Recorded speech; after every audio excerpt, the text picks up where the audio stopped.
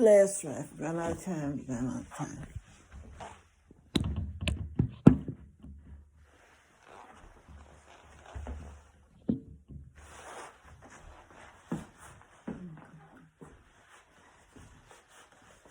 Hi, my name is Veronica Carter, and I am absolutely thrilled and delighted to tell you that by the grace of God, I am now a wonderful, whopping, exciting, exuberant, exhilarating, extraordinary 75, and I am fully alive.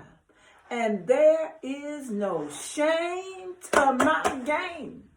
And I don't know about you, but I'm having a ball in my life because I'm not afraid of gray hair and wrinkles. And there's nothing wrong with either one of them. But gray hair and wrinkles do not limit me, nor do they tell me what I can and cannot do. So if there is something deep down in your heart, mind, body, spirit, toenails, then get to stepping. And as Niecy Nash used to say, get to getting. And as Oprah herself used to say, let's get moving. Don't sit down on your life. Step up in your life. Keep it moving. Because if you keep on living and you keep on breathing, you're going to get both. So as T.D. Jakes used to say, get ready, get ready, get ready.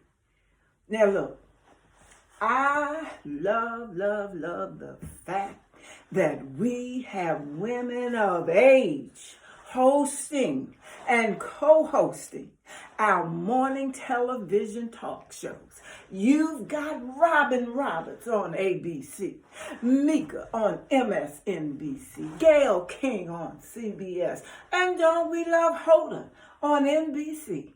Now, do you remember another talk show host? That wonderful, lovable, adorable, intelligent, and funny Phil Donahue from back in the day?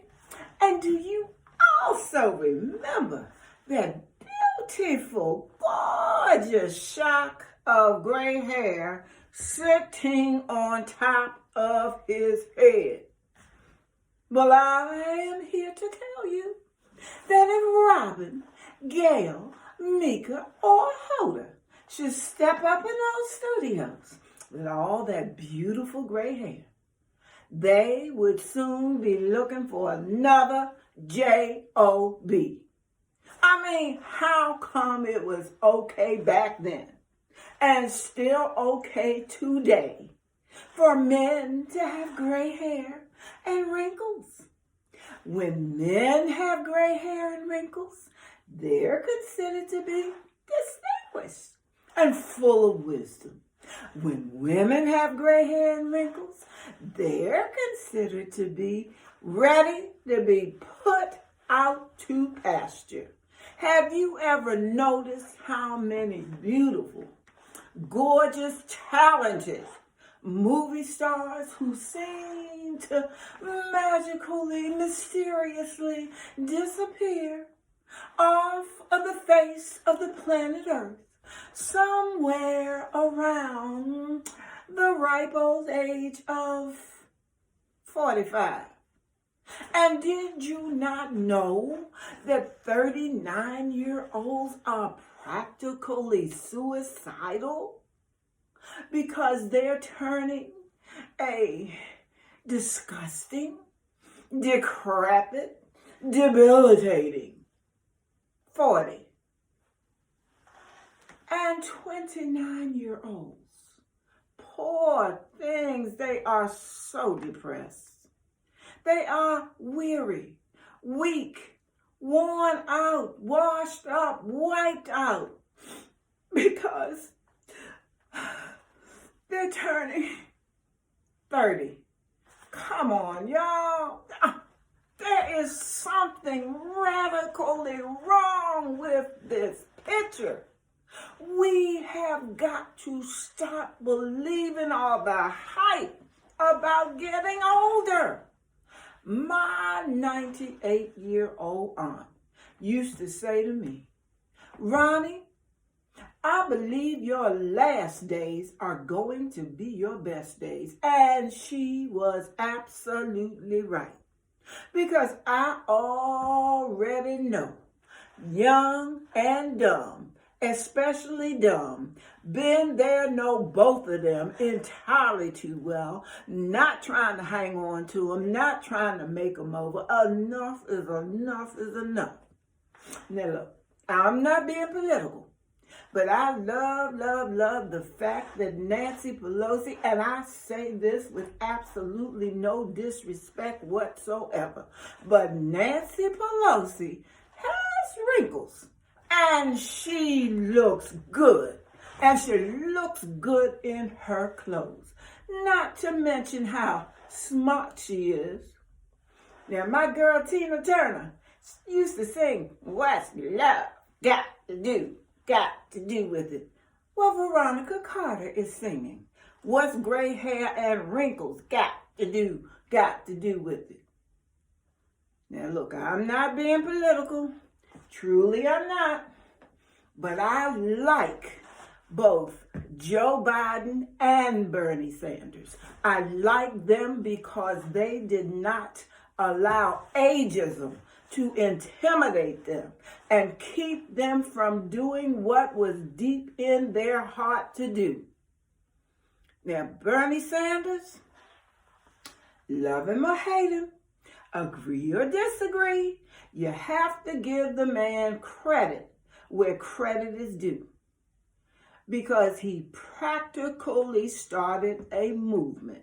Now, this is just me talking, but I personally have never seen a white man talk so much about the 2% and the 1% getting richer and richer and richer while the rest of us get poorer and poorer and poorer. And Joe Biden, to me, he represents goodness, decency, and experience. Remember when experience used to count for something? And until proven otherwise, to me, he represents honesty. Honesty? Imagine honesty in the White House. Pete Buttigieg. Now, he is a smart guy.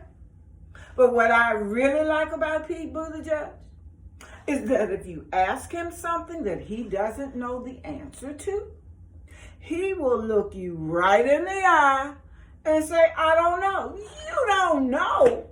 When is the last time we heard a politician say they don't know? Most of them make up dumb stuff and think that we are too dumb to figure that out. And Beto O'Rourke. Beto. Now, I realize he is no longer in the race. But I got so tired of us mispronouncing that man's name. But while he was in the race, to me, he represented a good, kind, decent, intelligent, caring human being. This is Bobby Kennedy looking self. He had me at Bobby Kennedy. And Kamala Harris. I realize she too is out the race. But in the race or out the race, you don't want to get Kamala Harris started. Because if you do, all that attorney general stuff will start coming up out of her. I mean, talk about being ready on day one. She would have been ready. She would be ready today if she had to. And Cory Booker, my heart is broken. Another one out of the race. But this is just me talking. While he was in the race, to me, he was a man after God's own heart. big old big time Oxford graduate, big old big time United States Senator, go Corey, and not too important to live amongst the people. He doesn't just talk the talk, he walks the walk. And Elizabeth Warren, I would feel safe with Elizabeth Warren in the White House, because you're not coming up in her White House talking any kind of okey-doke mess, because Elizabeth Warren knows all the rules, and she knows all the laws, and she knows them one by one. So we still have a nice cross-section of candidates. So it is not about how old you are, how young you are, how black you are, how white you are, how gray you are, how gay you are. It's about how dumb you are, how racist you are, how crooked, cruel, and criminal you are, and how this mess is starting to get on my nerves. Can we change the topic, please? Look, I have one last thing to tell you, and that is that in the television, movie, and fashion industries, we have come a long way, baby, because for many years, we have had a smithering and a smattering of women of color and of many nationalities sprinkled throughout our fashion magazines and the rest of the fashion industry. But when it comes to women of size, things are finally starting to change. And it's about time. I shall never forget how on Project Runway, when this plus-size model during the finale came down the runway in a bathing suit with a cover-up. And when she got to the end of the runway, she took the cover-up off. Took it off. And I thought to myself, I know she is not going back down that runway with those gorgeous plus-size hips on full display. Excuse me? Oh, yes, she did. And the crowd went crazy. Why? Because she looked good. She was hot, sexy, smoking. Did I say hot, sexy, smoking, plus size, all in the same paragraph? Oh, yes, I did. Because like I said, things are finally starting to change, which tells me that Madison Avenue is finally getting a clue that you don't have to be a size 2 to be cute. And men don't care about no size 2. And I can tell you right now that the average black man, not all of them, but the average black man will tell you in a New York second that they want a woman with some meat on her bones, quick, fast, and in a hurry. And white men, I can tell you this much about white men. White men have not bought Madison Avenue's bill of goods either.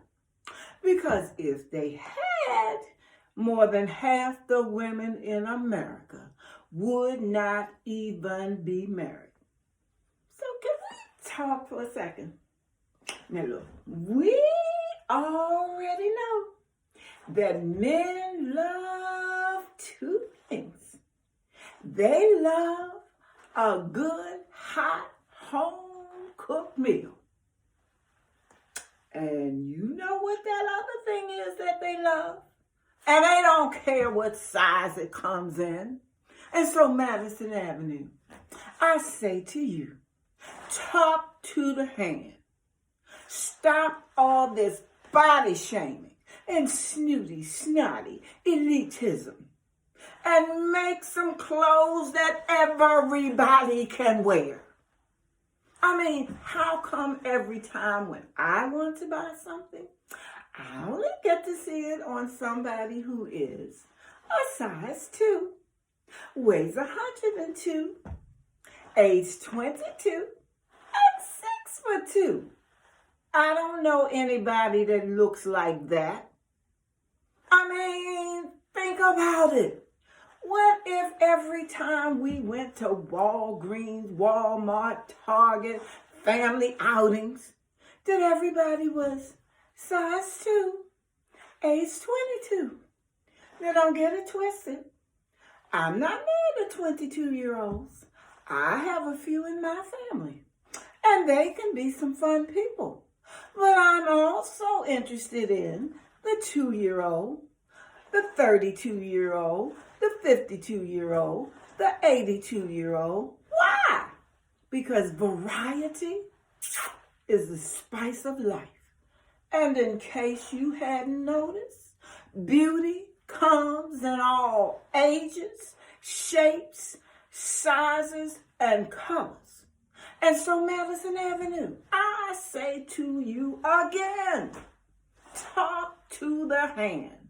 Stop all this body shaming and snooty, snotty elitism.